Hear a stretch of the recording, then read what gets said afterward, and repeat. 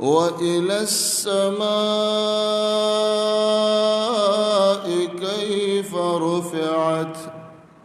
وإلى الجبال كيف نصبت وإلى الأرض كيف سطحت فذكر إنما أنت مذكر لست عليهم بمسيطر إلا من تولى وكفر فيعذبه الله العذاب الأكبر إن إلينا إيابهم ثم إن علينا حسابهم. سورة الغاشية داغي واللسم نمبر آیات. دا سورت د قیامت او د آخرت د ورځې حالات ډېر بیانوي. بیا پکې د کافرانو حالات، د ایمان والاو د نعمتونو، د خوشحالیو، د هغوی چینی او اوبه او خوراکونه، ګیلاسونه، تکیهګانې، قالینونه، تختونه، پالنګونه، دا ټول بیان شو. الله رب العالمین اوس د مکې کافرانو ته یو څو عقلي خبرې بیانوي. هغه عقلي خبرې دا دي چې الله رب العالمین لکه څنګه چې اسمان پیدا کړ، اوښانې پیدا کړ، غرونه پیدا کړ، ځمکې خوره کړه، دغه الله قادر دی چې قیامت راولي او مړي را ژوندي کړي. افلا ينظرون إلى الإبل كيف خلقت افلا ينظرون آیا پس دوی نګوري. حمزه د استفهام توبیخ رټنه الله ورکي، ولی نګوري اے کافرانو څه شیطان. إلى الإبل كيف خلقت اوښانو ته چې څنګه پیدا کړې شوي دي. وإلى السماء او آیا دوی نګوري اسمان ته كيف رفعت څنګه اوچت کړې شوی دی. وإلى الجبال او غرونو ته كيف نصبت څنګه ودرولې شوي دي. وإلى الأرض كيف سطحت او ځمکې ته څنګه خوره کړې شوې ده. الله رب العالمین فرمایي اوښانو ته وګورئ الله څنګه پیدا کړ. اوښان د دې نه غټ حیوانات هم شته، اتیان، فیل چې ورته وایي، مضبوط هم دي، طاقت کې هم دي. الله رب العالمین اوښ بیان کړه ځکه په عربو کې په جزیرة العرب کې اوښان نو، دا فیلان نو، اتیان نو. دا دې خوا د دې یمن او افریقې د دې ملکونو حیواناتو د اتیان نو ډېر نو. اتی به چې عرب ولید داسې ناشنا به ورته ښکاره کېده لکه موږ او تاسو چې اوښان ووینو ناشنا راته ښکاري. نو الله ځکه اوښ بیان کړه چې اوښ ته وګوره څنګه الله پیدا کړ. د دې اوښ د راوړلو دلته مقصد څه دی چې الله فرمایي. مخکې الله وفرمایل فی جنت عالیه، جنت اوچت دی. نو بیا یې ویلې فیها سرور مرفوعه، په دې جنت کې اوچت اوچت تختونه دي. نو چې یو تخت او پالنګ او کټ لسم چت کې ورخیجو به څنګه. نو الله وایي افلا ينظرون الى الابل كيف خلقت. اوښ ته وګوره دا څنګه اوچت دی او خلک ورخیږي، خو اوښ راښکته شي کینی انسانان ورخیږي، زنانه ورخیږي، ماشومان ورخیږي. نو د جنت دا اوچت اوچت کټونه، بیټونه، پالنګونه دا به خپله راښکته کېږي. په اوچتوالي کې مزه ډېری، سړی اوچت ناست دي. د هر انسان فطرت دا دی چې هوا والا هواناک ځای خوښوي، چې چت اوچت یې مزه ورکوي وله چې چت ښکته انسان پکې راتنګېږي سای پکې ډوبه شي کټ چې ښکته نو الله رب العالمین دوی ته سم دسو فرمایل چې ته د جنت پالنګونه اوچت دي دا اوښ اوچت نه دی راښکته کېږي الله بیا خپله راښکته کوي او بیا الله رب العالمین اوښ دا هغه حیوان پیدا کړی دی چې د ده غصه ډېره زیاته ده خو د غصې سره په ده کې عاجزي ډېره ده د انسان کمال هم دی چې هم طاقتوري او هم غصناکي خو د غصې سره عاجزی دا کمالي انسان اوس یو سړی دی لاسونه نشته خپې نشته او وایي زه به تا سره ګورم نو د ده خو طاقت نشته دا به څه وګوري دا کمالي سړی هغه دی چې مټو کې زور شته خوله کې زور شته دماغو کې شته روپیو سره شته او تا ته ځان عاجزه وګڼي دا کمالي سړی دی نبی کریم صلی الله علیه وسلم فرمایي وایي تاسو پهلوان پیژنئ طاقتور پهلوان تکړه سړی هغه ویلاو هغه سړی دی چې خلک راسملوي چې چاله په غېږه ورځي او د ځمکې ته راخطا کوي بس دا پهلوان دی وایي نه الله ته خوښ پهلوان خوښ زورور تکړه سړی د الله په نس هغه دی چې غوسه ورشي او کنټرول کړي پهلواني دا ده زه به زور ولګوم مټو کې به مې زوري ستا مټو کې به زوري یو بل به راسملو کمال دا دی چې بلډ پریشر کنټرول کړي پاره چې وختل او کنټرول کړي غصه اخري والکاظمین الغیظ نو اوښ کې الله دا کمال اچولی دی اوس په دې حیواناتو کې صفات دا به موږ په ځان کې راول لکه سپي کې صفت دی د وفادارۍ نو انسان به وفاداري بې وفایي به نه کوي نو په اوښ کې صفت دی غصه طاقت چې چکې چاته ورواچو خوله ځان ته نشي خلاصولی مړ بشي خو د اوښ د خولې نه بیا ته لاس نشي ایستلی نو د دې دومره طاقت سره پکې عاجزي څومره ده چې ماشومو ته وایي کینه کینې سل اوښان سل نه زر اوښان یو بل پسې وتړه او یو پړی ماشوم له ورکه او مخکې دې ترې رواني دا سل او زر اوښان به په عاجزۍ رواني سر به داسې داسې خوځوي او د پسې به بار پې بار شي وزني اوښ اواز ونه که چې نه وړمه تا باندې به کله بوج راځي د الله د طرفه به یو درون حکم راشي عاجزي به ځان کې پیدا کړي د بندګانو د طرفه یو بوج به در باندې راشي خپلوان ګاونډیان دوستان یو بوج به در باندې رواچي قرض راکا بوج به در باندې درواچي دا کور راته لږ وزګار کا دا وینه دې راکا بیمار له پکار د فلان کې کار وکړه نو موږ به بوج وړو د دې حیواناتو دا ښایسته صفات به ځان کې پیدا کړي وإلى السماء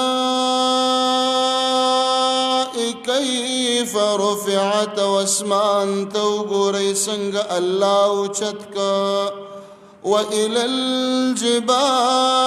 كيف نصبت وغرنا الله ودرول وإلى الأرض كيف سطحت وزمك الله خورکڑا اوچت اسمان دے مارغان ورخیجی نو د جنت اوچت اوچت کټونه دي خو خلک ورختلی شي غر څونه اوچت دی چې لاندې نه ورته ګوري نو انسان وایي دې ته به څوک وخیږي هغه څوکې ته به څوک وخیږي خلک هغه څوکې له ورشي شپې ورځې پکې تېروي د غرونو خلک وګوره اوچت اوچت غرونو ته خیږي نو الله رب العالمین دا عقلي خبرې راوړي ځکه عرب داسې خلکو چې ډېر ژوند دی د دې څلورو شیزونو سره په عربو کې نور څه خو باره چې به وکتل اسمانو مخامخ چې وکتل غرو لاندې چې وکته ځمکه وه او په څنګ کې ورسره اوښان تړلي بل د عربو ژوند ټول عمر اوښان کوچیان که نه د عرب ټول کوچیان دې ته بدویان وایي کوچیان ټول عمر یې د څارو ساتلو سره اوښانو سره نو اوښ دپاره هغوی به ګرځېدل باراني علاقه د ګیا علاقه د وښو علاقه شنه ونې شنه بوټي دا به یې کتل نو بس ټول عمر یې د غره سره د ځمکې سره اسمان ته به بار بار کتل کوم طرف ته وریځه ده هغه طرف ته موسم د وریځې دی تورتم دی اوښان به پره کړه هغه طرف ته به لاړه هغه طرف ته بارانونه دي بیا چې بهلته خوشکه راله دې طرف ته بارانونه دي سپرلی دی الله ورته وفرمیل چې دغه الله قادره دی چې تاسو مړي را ژوندي کړي د دې دپاره الله رب العالمین بیان کړي فذکر انما انت مذکر یا د الله پیغمبر علیه السلام فذکرت قرآن بیانوا انما انت مذکر یقینا ته د قرآن بیانولو ذمواري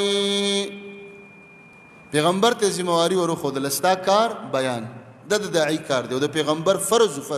قرآن بیانو مکه کې بیان مکه کې چا نه پرېغوسته یو پټ کور پیدا کړ د دار ارقم هغې کې دار ارقم ابن ابي الارقم بدماش مکه کې زورورو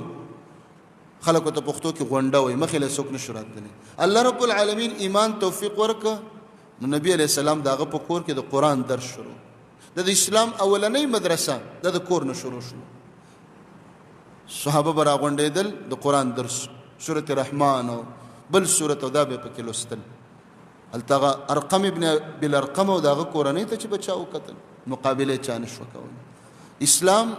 ولی نبی علیہ السلام د دوه بدماشانو په باره کې دعا کوي یو بدماش په مکه کې عمر دی بل بدماش ابو جهل د دې مخې له څوک نشو راتلی نو دعا یې وکړه اللهم اعز الاسلام باحب الرجلین الیک یا الله په دې دوه سړو کې چې د کم خوښي خدای اسلام په عزتمند کړه ځکه چې دوی اسلام ته راله اسلام به عزتمند شي اسلام به ترقي وکړي حمزه چې دی بدماشو نبی علیہ الصلوۃ والسلام هغه د پاره دعاګانې وکړي چې الله دله د اسلام توفیق ورکړي الله دله طاقت درکړی دی خولې درکړې ده د اسلام د پاره استعمال کړي ستا په خوله ستا په طاقت اسلام ته ترقي ملاوي الله مال درکړی دی ته سرمایه‌دار یې مالدار یې دا مال په اسلام کې ولګوه د چا به یو څه په اسلام کې ولګي د چا بل څه نو د پیغمبر کار قرآن بیانولو د یو کور نه شروع کړه مسجد حرام کې نه پرېغوست بیا مدینه شول او اسلامي دارالخلافت شه او بس دا درسونه د نبی علیه السلام ټوله زندگی یا په جهاد کې و یا په درسونو کې بس په دې دوه کارونو کې ژوند تېرېده یا معرکه وه او یا درسونه اصلاح په درسونو باندې ډېره راځي بیا خاص کر قرآن او حدیث بیانېږي زړه ورسره جوړ شي زړونه نرم شي د زړونو توجه الله ته برابر شي انسان توبې ته چې دی مایل شي ګناهونو نه نفرت پیدا کېږي دین سره محبت پیدا کېږي د علم دروازې په الله راکولاوي فلانکۍ مسلې زده شي فلانکۍ زده شي په دې درسونو باندې ډېر کار کېږي او زموږ ستاسو په دې ملک کې د درسونو کمی دی علما شته مولیان شته منبرونه شته جماعتونه شته مرکزونه شته خو د قرآن درسونه پکې نشته په دې ډېره اصلاح کېږي د پیغمبر ته وایي ستا کار درس کول قرآن بیانول لست علیهم بمسیطر نیت پیغمبر د دوی ذموار ستا کار بیان خو د دې ذمواري ستا نه ده چې ده ونه منه ده ونه منه نه دي مني د نه منلو ذموار الله دی مسیطر معنا د جبار لکه قرآن کې بل ځای کې راځي فذکر بالقرآن وما انت علیهم بجبار پیغمبر په دې زورور نه دی چې د خلکو زړه ته به په زوره ایمان کوزوي لا اکراه فی الدین په دین کې زور نشته یعنی په زوره به موږ یو سړي ته نه وایو چې کلمه ووایه دی به په رضا راځي په خوښه به راځي نو پیغمبر ته الله فرمایي ستا کار بیان دی خو ته چاته په زور باندې اسلام نشي کوزولی ترې وفات کېده ابو طالب دې تره د نبی علیه السلام سره ډېر احسانات کړي بې حسابه احسانات په کفر کې نبی علیہ السلام سره ښه کړي یو ورځ د مکې کافران غټ خلکو سردارانو سپین ږیرو باروبه لوی مالدار خلکو دا ټول په جرګه راله ابو طالب ته کېناست ابو طالب هم یو سپین ږیری مشر سردار عزتمند سړی و چې دا وراره دې سم کړه ولې زمونږ بوتانو پسې خبرې چې دا څه نشي کولی او دوی خو نه اوري او دوی خو نه ویني شپه ورځ په دې اولیاو پسې لګېدل هغه ویل زه به وراره راوغواړم که نبی علیه السلام ته وایي چې دا مشران راغلي دي عزتمند خلک دي لږ ګزاره وکړه نو نبی علیه السلام پوه شو چې تره مې متاثره شوی دی دا کله ناکله داسې وشي یو ښه ملګری موحدي عقیدې ملګری په هغه باندې چې لږ کسان راډېر شي او داسې د نرمۍ محنت پې وکړي سړی داسې نرم غوندې شي یا لکه عقیده مه پرېږده مه نرمېږه استقامت پیدا کړه په ذهن نو نبی علیه السلام پوه شو چې دا تره اوسه پورې زما دفاع کوله اوس پکې نرمي راغلی ده لږ کمزوری شوی دی تره ته وایي تره والله زما دې په الله قسم یا تره که دا خلک نور راته په یو لاس کې کېدي او سپوږمۍ په بل لاس کې بادشاه مې کې بادشاه د دې جهان وګورئ زه دا دعوت نه پرېږدم زما دا کار دی که ته رانه لاس اخلې واخله ځان له بشم کنه خو هېڅ خبره نه ده نو په دغه وخت کې تره ورته ویلي چې فاصدع بما تؤمر بس صفا بیان کوه والله لن يصلوا اليك بجمعهم حتى اوسد في التراب دفين شعر وتویل چې دا ټوله مکه راغونډه شي تا ته د ویښته عمره نقصان نشي در رسولی تر څو چې زه په قبر کې خښ نشم چې مړ شوی نه یم تا ته نقصان نشي در رسولی. نو دا تره چې کله مړ کېده زنکدلي نبي علیه السلام ورغی ولې د اسلام سره ښه کړي د پیغمبر سره ښه کړي خو کافر. نو ورته وایي د یو طرف ته کټ پروت دی ابو جهل هم ناست دی دا مشران ټول ناست دي ځکه دا مشر سړی دی او وفات کېږي نو ټول مشران وله راغلي دي. نبي علیه السلام ورته یا عم یتره یو عرض مې دی هغه دا ده کلمه ووایه لا اله الا الله ووایه زه به د الله ته دا په دلیل کې پیش کوم چې الله زما تر خو کلمه ویلې او په زنکدل تی ووایه الله ډېر مهربانه بس هغه چې ځان جوړ که چې کلمه ووایي. ابو جهل پې راودانګلې پیغورې ورکړه چې ابو طالبه د اور نه ویرېدلی د پیغمبر د محمد د اور نه ویرېدلی اترغب عن ملت عبدالمطلب د عبدالمطلب دین ته پرېغوسته د پلار دین به اوس پرېږدي پلار خو مشهور سړی نو دا پیغورې وله ورکړه پلار به پرېږدي زوړ دین به پرېږدي او د دې هلک دین پسې به ځي ورکوټی هلک دی اور نه یېرېږي. نو هغه وویلې قبلت النار على العار بس دا اور مې قبول دی خو دا شرم نشم قبلولی چې خلک به وایي ابو طالب په سپینه ګیره سوابي شو واوړې.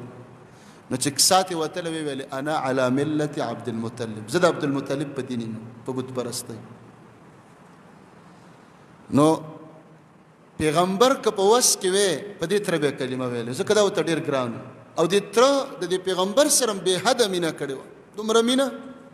چې دا تره ژوندی و نبي علیه السلام ته چا پورته نشو کتلی خو بس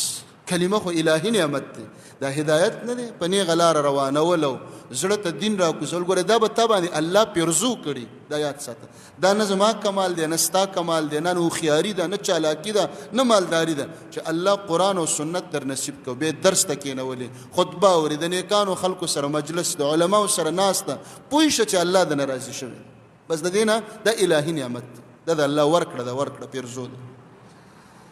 إلا من تولى وكفر مگر هغه څوک چې مخ اړوي د دې قرآن نه وکفر او انکار کوي د پیغمبر نه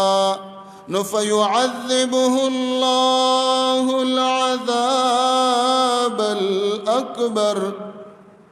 نو عذاب به ورکړي الله داسې انسان ته لوی عذاب. اوس یو کافر دی ته قرآن بیانې او مخې د نه واړه مخ اړول پروا دې نه ساتي نی اوري او د پیغمبر نه انکار کوي کفر کوي نو الله فرمایي دا خلک ما ته راپرېږده الله به عذاب اکبر ورکړي. دنیا کې چې په انسان څومره عذابونه راځي په کافرانو دا واړه عذابونه چې کافرانو باندې الله تندر نازل کړي او زلزلې پرې راولي او ټول په یو ورځ ختم کړي دا وړوکی عذاب ولې د آخرت عذاب عذاب اکبر دی یو ورځې 50,000 کاله ده او نه ختمېدونکی ژوند دی د یو زنځیر کړی او یا ګزه سرور او پلنه ده دا به اوچتوي دوی څنګه دا به دوی به پکې تختی څنګه هغې ته عذاب اکبر وي. ان الینا ایابهم یقینا موږ ته د دې خلکو راتلل دي دې ته وایي تسلي پیغمبر ته مه خفه کېږه ته به دعوت کې څوک به مقابله کوي څوک به کنځلې کوي څوک به جنگ کوي څوک به دې وژني څوک به دې د مکې نه وباسي الله به عذاب ورکوي الله وایي ماله به راځي که نه حساب کتاب به کوم. نو ثم ان علینا حسابهم بیا الله فرمایي زمونږ په غاړه دی د دوی سره حساب زری زری حساب به الله کوي دا ښه دی چې د قیامت دا ورځ حساب شته په دې باندې انسان ته ډېره تسلي میلو شي یو پیغمبر د الله ته خوښ انساني او ټول عمر عبادت کې تیریږي او دغه پیغمبر ته څوک لیونی ووایي څوک ته دروغجن ووایي څوک د مرګ کوشش کوي څوک د مکې نه شړي نو څومره به خفئ نو الله تسلي ورکړه چې ستا د دې ذرې ذرې د یو ورځې حساب به زه د کافرانو نه او دا د حساب ورځ الله هم دې له مقرر کړې ده چې ظالمه ظلم مه کوه بې عدله انسانه بې عدلي مه کوه کافر انسانه کفر مه کوه د دین دشمنه دین سره دشمني مه کوه ځکه د حساب ورځ را روانه سورة الغاشیه په دې ځای ختم شه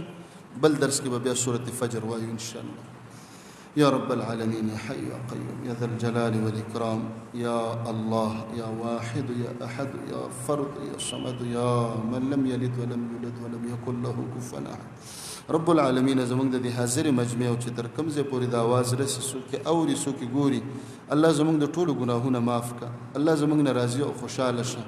الله رب العالمین زمونږ مالونه زمونږ بدنونه زمونږ علمونه زمونږ اولادونه الله ستا په دین کې زمونږ نه قبول او منظور کا الله رب العالمین مونږ ته جنت الفردوس را نصیب کا الله مونږ د اور نه او د عذاب قبر نه بچ کا الله ستا د قهر ستا د غصې ستا د غضب ستا د خفګان الله رب العالمین مونږ بچو ساته الله رب العالمین مونږ ستا په اولیاو کې شمار کا الله مونږ په متقینو کې شمار کا الله مونږ ته علم حلم را نصیب کا الله مونږ ته عمل را نصیب کا الله مونږ د فسق د فجور د ګناهونو نه بچ کا